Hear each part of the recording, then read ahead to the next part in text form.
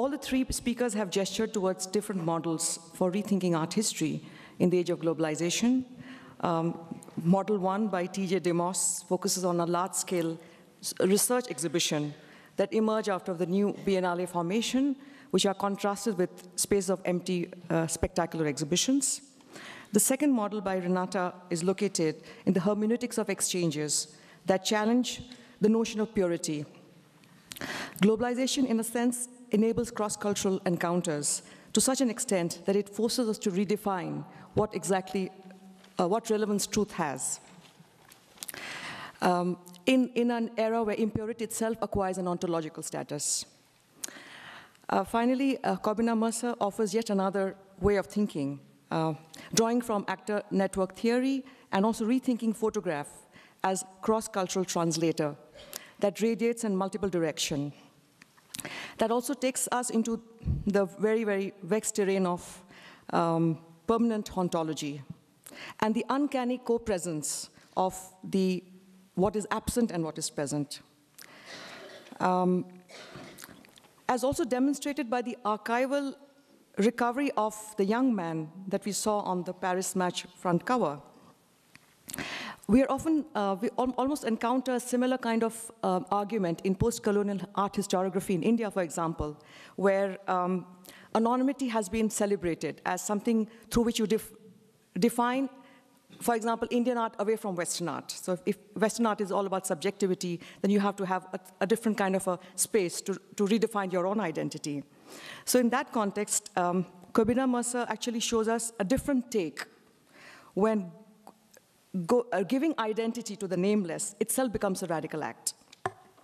So if Barth at one point declared the author dead, Corbina Mercer actually rethinks authorship debate as return of the repressed in a post-colonial discourse.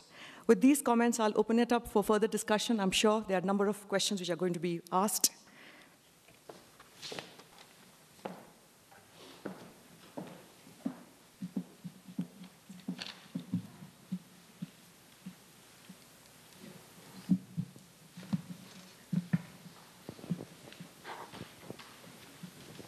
Morning, everybody. It's odd to be using a real mic, not the people's mic, as we've been using most recently. I wanted to try and bring together a couple of questions to Corbina and to... No? Still not? You're not hearing me? That better? See, I'm not good with this. And you... Your name. Oh, you wonder who I am? Okay, so I'm Nick Mirzoff. Fine, sorry. The risk of taking the first question. I wanted to try and bring together a theme that I saw running through T.J. Demos' talk and Corbina's, and see if I could tease out a kind of, what I saw as a kind of point of intersection between them, and to be a little bit politically provocative about it, to think about the way in which the question of redemptive return that Corbina talked about so beautifully was also clearly a theme in TJ's presentation in relation to the work that you were excavating the non-aligned movements of the 60s and 70s. And I thought those are a really interesting kind of counterpoint between the two presentations in that regard. In Corbina's beginning with the FLN era piece from Paris Match, and the signification so important is the idea that here are loyal African soldiers during the Algerian Revolution. Well, counterpoint that's not seen there is that what the FLN were doing at that time, when they killed French soldiers, they would position their bodies in fields in that saluting posture as a kind of performative gesture back to the occupiers, to say, we know that you think that we're loyal to you, but we're not. And that seemed to be a sort of interesting counterpoint outside of the formal circuit, if you like, performatively. And I was also thinking in terms of when TJ mentioned the Pan-African Film Festival in Algeria in 1969, as you of course know, but I thought it reminded me of the revival of that festival in 2009, where Kathleen Cleaver went and spoke, and there was a kind of attempt to, again, make this redemptive return that you've both been talking about. And I wondered then what the place of a kind of Algeria, in quotes, is in all of this discourse, in the sense that Algeria is the one country in the North African Middle East region that has not experienced an Arab Spring in a substantive way, partly because the FLN government were able to buy them off through oil revenues and to lower prices and so on, that there's still a kind of uncompleted revolutionary project at work in an Algeria that kept coming back through the talks that both of you made, that might suggest that that is not yet ready to be received, if I'm understanding Kovner's vocabulary properly. That maybe there's then a place that needs to be addressed within our own discourse. Thanks, that's a really great question. The specificity of Algeria raises the specificity of French racism. Is there anything post about it? If Sarkozy can with impunity expel the Roma without any outrage, it's often been said the Roma are the subjects, you know, the last racism. This is, part and parcel of the framework that you're getting at. So there's nothing post about it, perhaps. It's not even been passed. I don't think that the trauma of Algeria has been psychically digested. It's being repeated, is it not, in politically symptomatic acts such as that. But the thing, I actually have I thought it was very interesting that you mentioned, TJ, about the precursors possibly to Documenta 11. I wouldn't regard them, though, as a legacy. I think they illustrate this crisis of transmission. I don't think that the Dakar Festival, the Algiers Festival of 1968, the transnationalism practiced by the non-aligned movement is sufficiently part of the kind of post-colonial vocab that students are familiar with, that curators are familiar with, and so on. There's an opportunity to tell that story for the first time as a narrative, which your research suggests might be in the offing, something to look forward to in the future. But I don't see it as a legacy that was handed down intact. I see it as being inscribed within that historical discontinuity. Yeah. Yeah, I would agree with that. I wouldn't suggest that there's any kind of, I mean, maybe it was a result of the schematic nature of my talk that I might have suggested that there was some kind of simple legacy, but of course it's much more complicated than that historically in terms of the potential lines of continuity and more importantly the fissures and the fractures and the way that there's been an uneven dissemination or uneven relationship between these exhibitions. And there's many more references I think that come in the middle that are quite important, like Catherine David's Documenta 10 as well. So I wasn't meaning to propose that, but I mean I would agree with the comment that certainly I wouldn't even know how to begin to address the condition of Algeria today, other than yes, I mean it's been I think this provides a useful way to think about it, that there's perhaps an unpreparedness to accept the radical potential of that past, that still is an unfinished project, and I think that we can't address it except as that. But I think that's important work that we can begin to do now, is to try to revitalize it or reanimate what we find radical and potential about it today in terms of the present.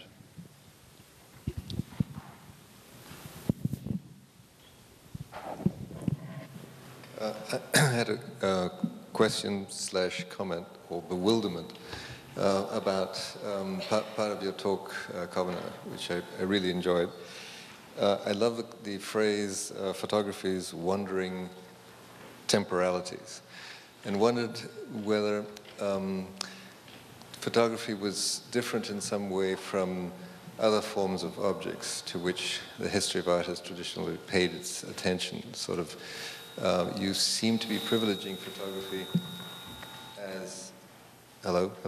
Anyway, you seem to be privileging photography above some of the other media, and wondered why that was the case. I mean, it certainly made sense in the context of this particular course, this particular talk, but what do you think about the capacity of other media to, say, have this wandering temporality? And the bigger question would be, wandering temporalities, sort of, is there a framework within which these wandering temporalities can be placed, or would the history of art then dedicate itself to the variety of different stories that could be told about these very distinct temporalities? Thanks. Yeah, I suppose really I was having it both ways. I was criticizing the emphasis on medium specificity, but I myself was privileging one particular medium rather than others.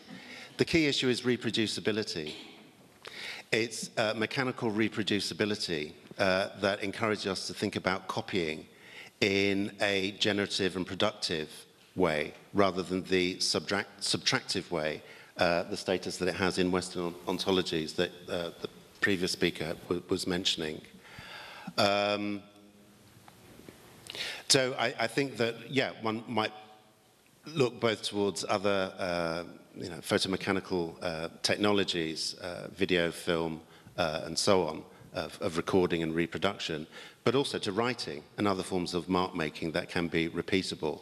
So it's really to think about reproducibility and the ghost as, and the hauntology as something that comes into view when reproducibility is liberated from that rationalist mindset that is about subject-object dichotomies. And I think that's where the relevance of actor network theory comes in to many of your points about the cul-de-sac that rationalism has delivered us into in terms of only relating, to fully formed identities.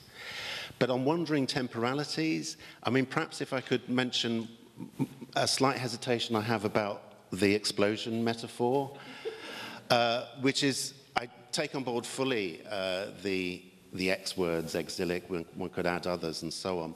But for me, it evokes the image world of iconoclasm. So to think that explosiveness is necessary or desirable is not to be in argument with Western model of temporality that was so important both to the 20th century avant-garde, but also to the political discourse of revolution. I mean, a passing reference was made about, I don't your revolution if I can't dance, but the very idea of revolution is part of the self-understanding of its actors. Was that actually what happened? Was it a total, complete rupture?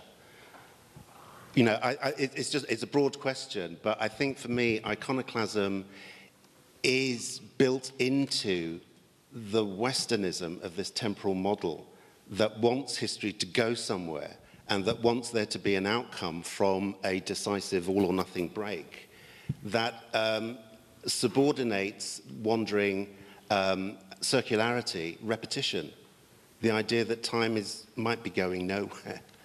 That's seen as a bad thing to happen, And I think the challenge is to find, through interdisciplinarity, flexible models of time that we could bring to the object of our historical research. Stephen?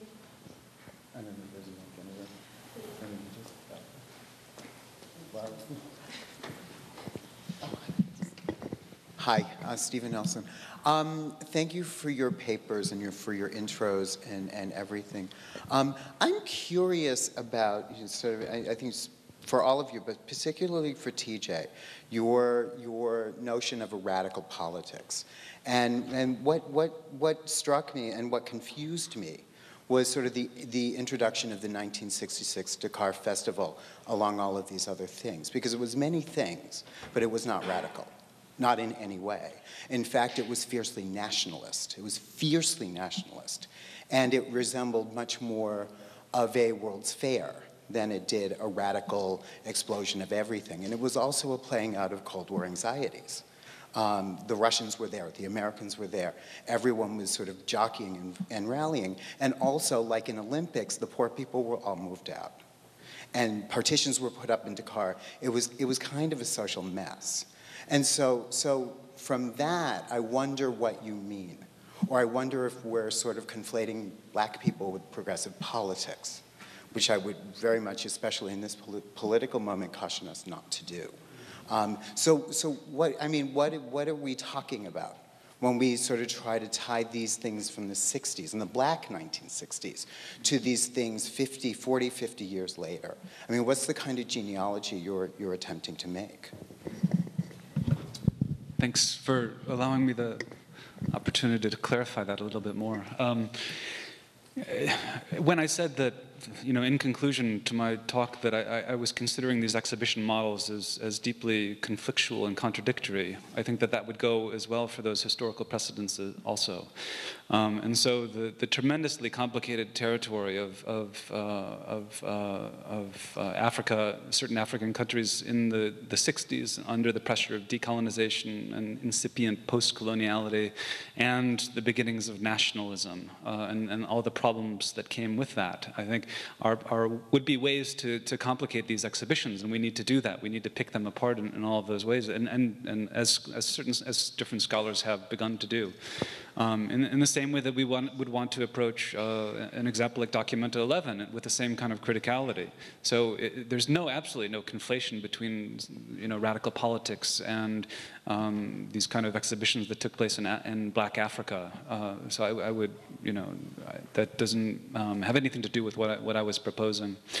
Yeah, so it really it's to take a complex picture of these exhibitions and be able to in our analyses bring into relief all of these contradictions and potential regressive politics that existed at the same time, along with what I think is the crucial element of trying to deepen and expand our understanding of the opposition to globalization today, and to link that back to an earlier period of the struggle against colonization in the 60s. That's the element of the radical politics that I want to try to bring out.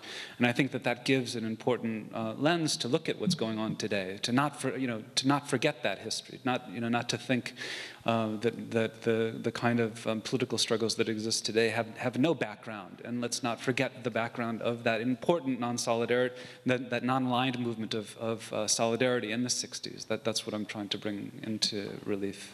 Yeah. So, I have a microphone. May I ask a question? Yeah. Hi, this is a question for Renata.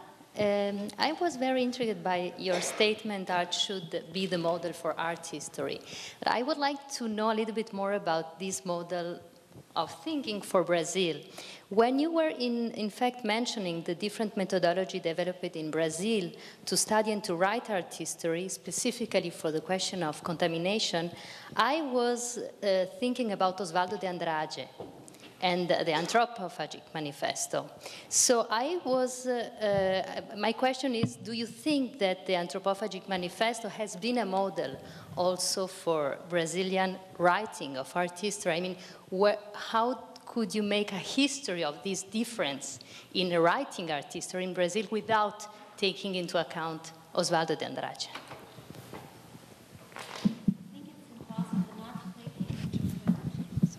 I think it's impossible not to take him into account because he was such an important figure.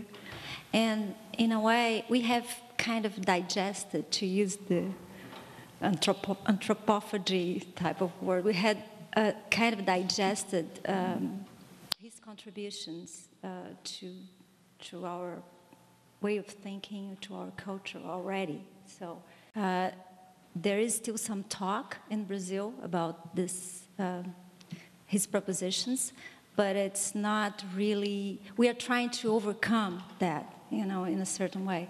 On the other hand, I think he planted the seed for this kind of approach that I was talking about, that we have in relation to the object, and that sometimes I don't see in other areas, maybe in South America and other places, maybe in India.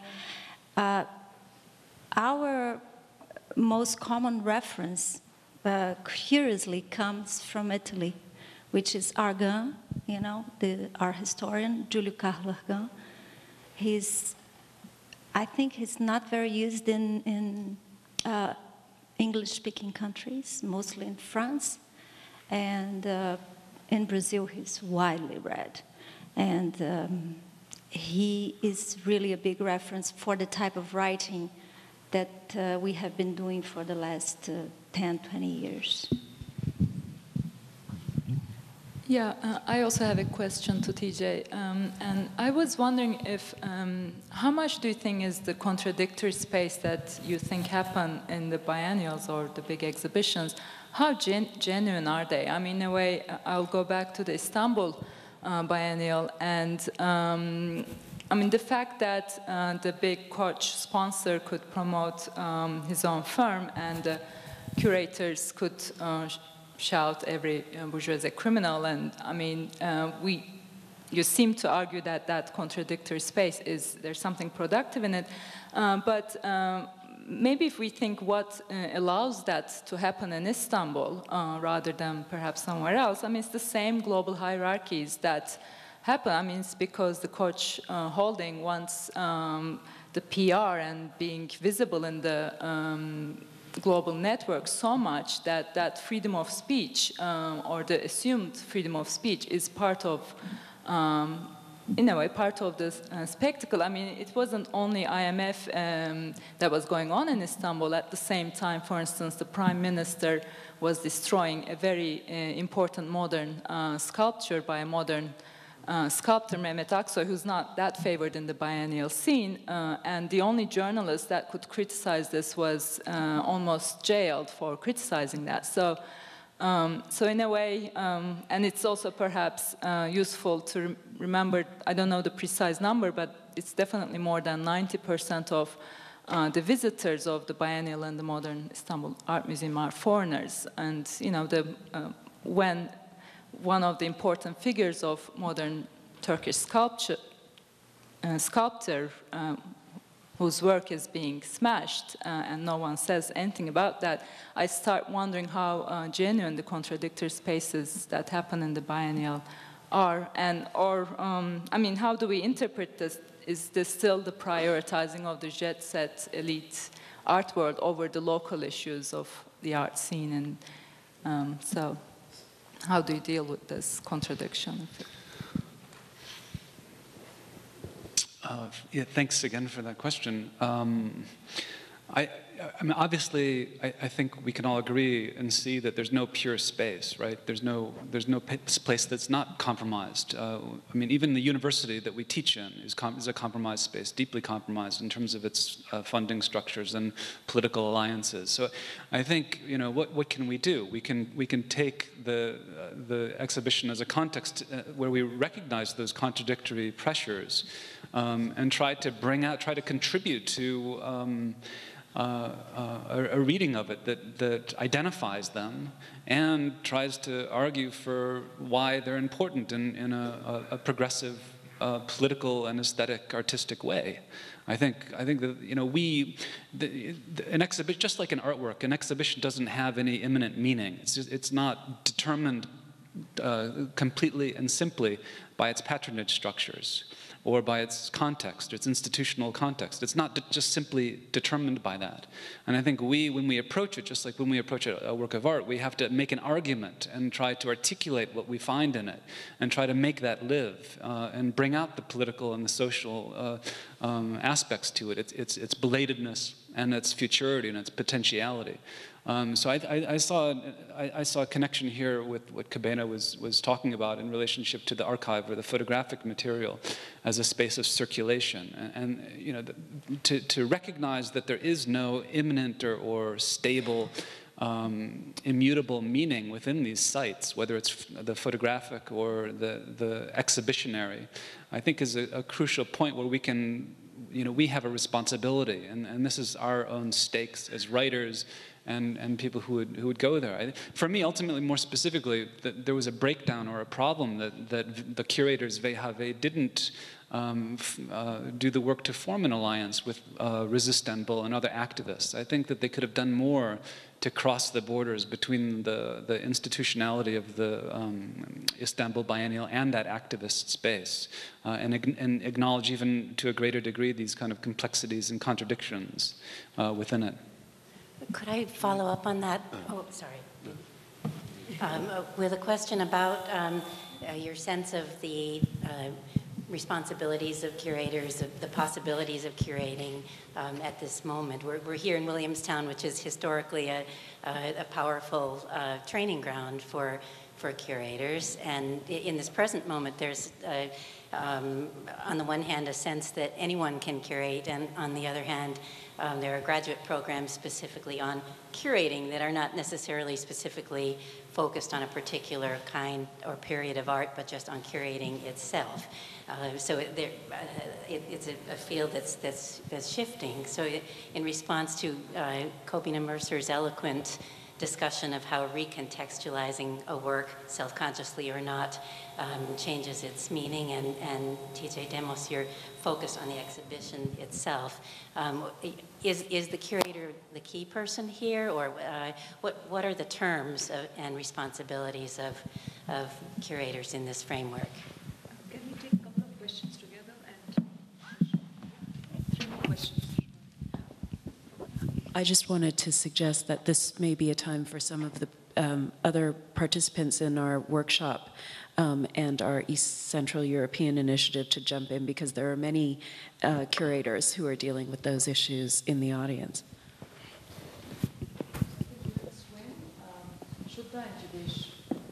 Yeah, I had a quick question that concerned TJ Demos and the subsequent talk, focused on, I mean, the most obvious parallel between the 2 talks was the archive, but it appeared as if it was handled in very different ways in both these talks. One way you can approach the archive, or one way in which maybe the archive manages to keep itself current today, is as a site for the production of knowledge. It's obviously a term that has wide currency, and the exhibitions that Mr. Demos addressed were, I mean, quite self-consciously call themselves research exhibitions. Now, I wonder if you could say a little bit about what that actually means, and more specifically, what the status of knowledge is in these exhibitions. It appears that there is this kind of, this assumption somehow that the production of knowledge is per se political and progressive, and the accumulation of knowledge has this potential somehow to be subversive in and of itself, which is a surprising finding in some sense, given that previous generations have spent much of their time critiquing knowledge and its collusions with the powers that be. So how is it that today we have come to regard the accumulation of knowledge and research and all these things that actually bring academics to the paradoxical forefront of political struggle suddenly, to regard this as this subversive thing, and that a research exhibition can become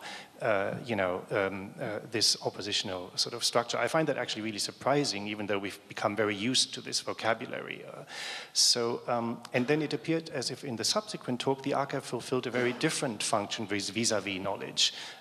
One maybe that contested knowledge, that contested the methods for arriving at knowledge in ways that perhaps were actually a little bit more subversive in some ways. But anyway, I don't want to go on for too long. I know there are other questions, so I'll just leave it at that. Thank you.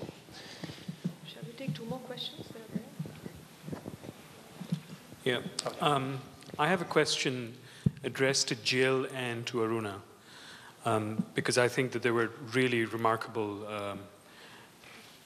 excavations of what future work needs to be done. And I'm quite persuaded by the prepositional turn that you gave the work, and also to Aruna for the thinking about the proximity and the contamination between languages that produces new kinds of meaning. And I think that there is a relationship between these two, and that's what I want to ask you about. Prepositions presuppose the fact that when you're talking about relationships of in and out, or over and under, then the transacting parties have to have some kind of sense of proximity, or some kind of sense of doing something to each other, or at least one person is doing something to another person.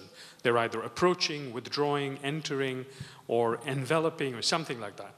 Now, what that means is that it's very difficult, if one thinks prepositionally, to construct hermetic enclosures between different kinds of actors and different kinds of spaces.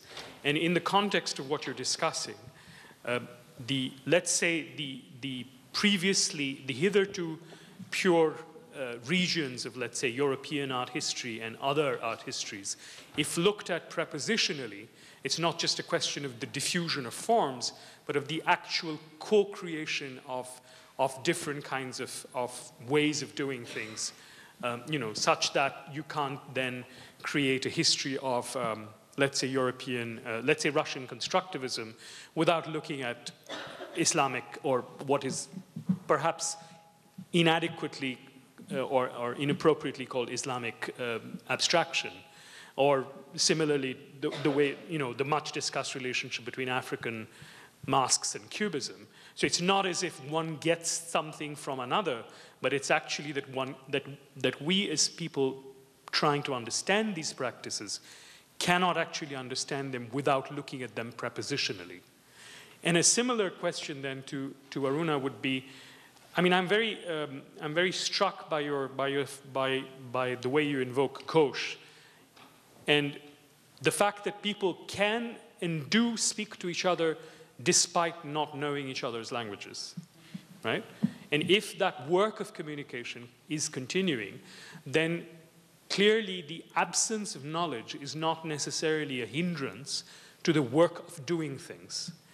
And traditionally, the art historians or the historians' claim to defense is that I don't know something about the other, and therefore I will continue to work in my little, you know, period and space. The absence of knowledge, for the practitioner, the absence of knowledge of the other is never something that can stop you from working on the other. So I'm just wondering if you could both address these questions.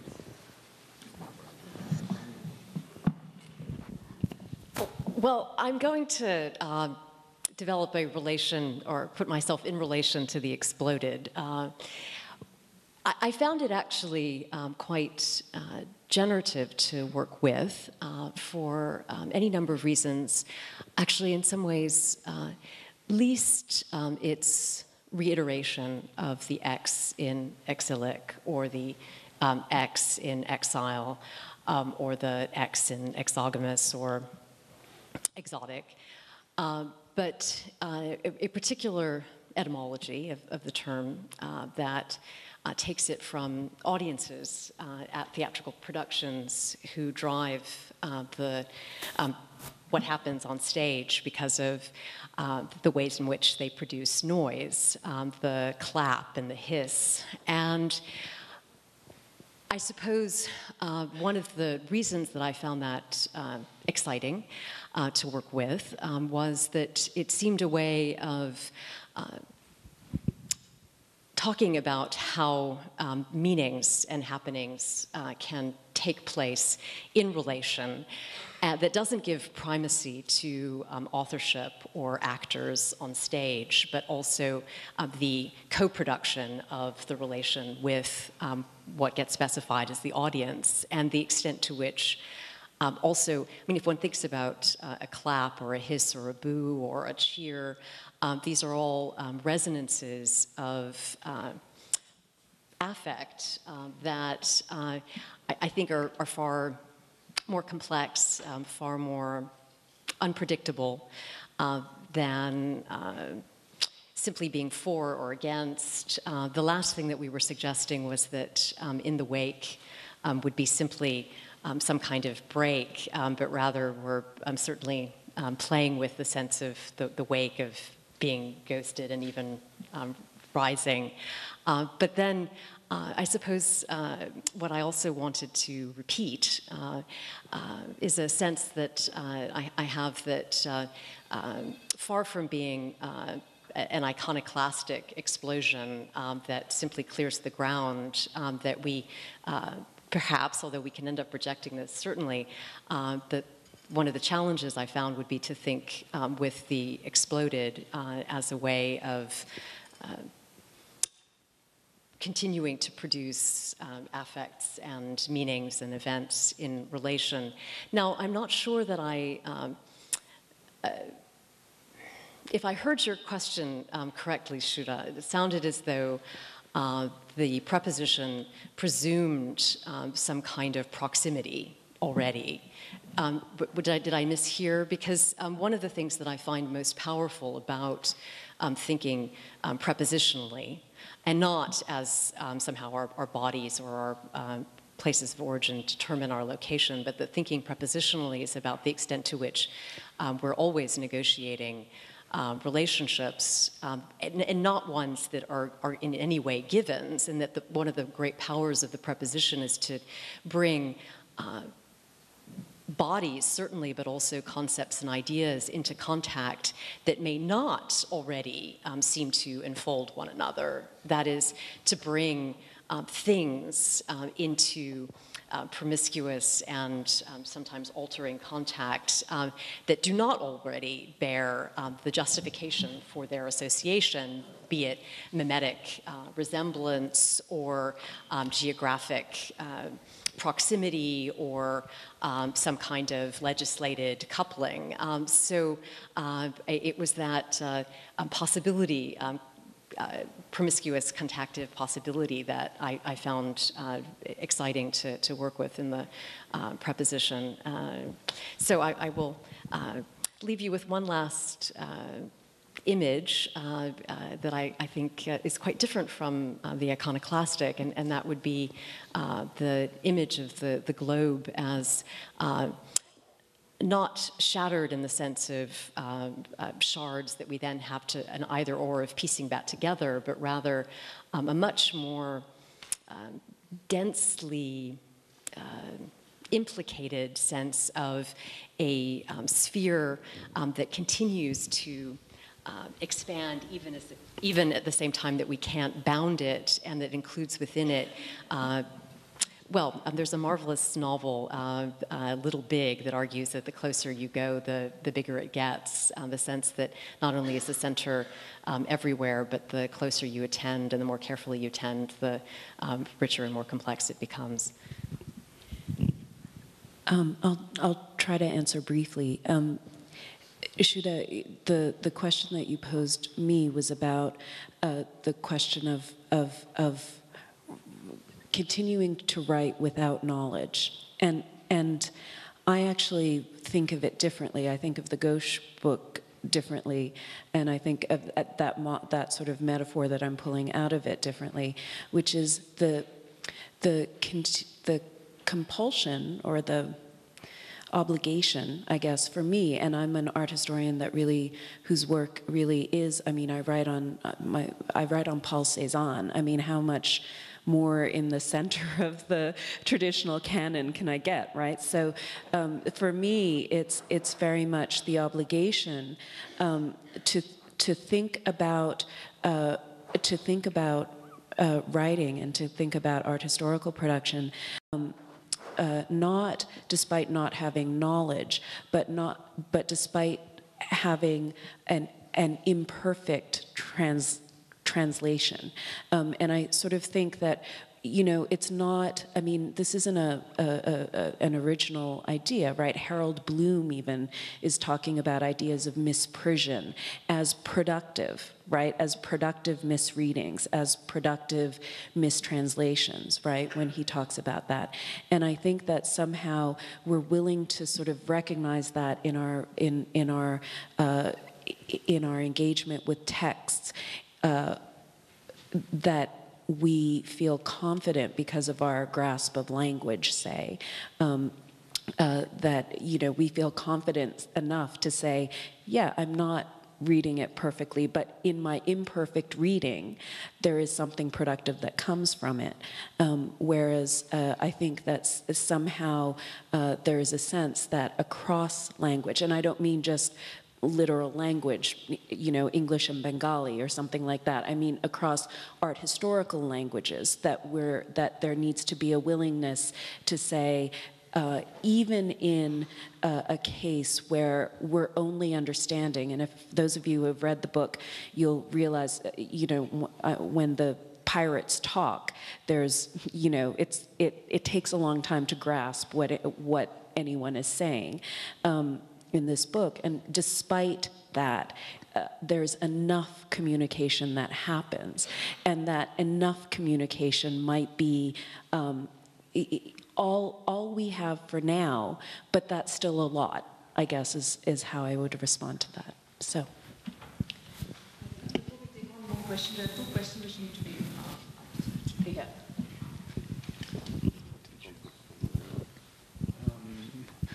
I remember the last one, which was about the supposition that I was proposing that knowledge production in and of itself is somehow progressive, which I wasn't trying to do at all. Of course, knowledge production is part of neoliberal communicative capitalism. So, yeah, the research and exhibition, if it performs research, and if it produces knowledge, that doesn't mean anything necessarily. So it depends on what exhibition and what kind of knowledge is produced and in what way. Yeah. You wanted to say something before that? I did. I was trying to recover it. It was about your question about the museum. What would it be like if we thought of the Contemporary Museum as an actor with multiple roles? Because I think the problem lies in our representation of the relationship between art and politics. And it's as if we're trying to come to a decision. So was it really political? Was it cynical? You know, we're using a kind of grammar of agency that perhaps prevents us from seeing the museum as an actor in a neoliberal economy that is part of this win-win situation. The museum is there along with the curator, along with the artists, also with the architects, the restaurant managers, the urban planners, the airline companies, and so on. So there's a shift, perspectival shift, if we're going to think about the politics of what's being performed or produced, that's different from the kind of 20th century vocab of art and politics as being these two ontologies. Is politics the content of what's going on in the museum? I mean, to put it another way, I mean, there's several ways to put it. What is in crisis then is the idea of disinterestedness. And my idea that the museum can provide, which I believe it still can, and that doesn't preclude its ability to serve multiple interests, communicative capitalism being the least of them, while it can also be an open space of disinterestedness. But I'm not sure that we've got to a place in the language of criticism or art history or even art theory, because there's so many interests. You have this narcissistic performance amongst the jet-set curators and so on that is getting in the way of building a vocabulary so that we can examine how disinterestedness coexists with multiple spaces of interest. And in that regard, it's not that, I think there's a big problem, there's a crisis of legitimation in the way that Eurocentrism is understood as a representation. It's often understood in either or terms, that the Kantian philosophy of the disinterested viewing subject is unacceptable. Is that not part of the discourse that needs to be translated in this incomplete act, that Aruna laid out so clearly with regard to the space of the novel, which perhaps can do that because it's not working with objects but with words. So in other words, rather than think we already know what disinterestedness is, a la Clement Greenberg or the formalist understanding, is there not an opportunity to rethink, refine possibilities for producing spaces of disinterested looking? I think it's now time to close the discussion. I thank all the speakers and the participants for a vibrant discussion. Thank you very much.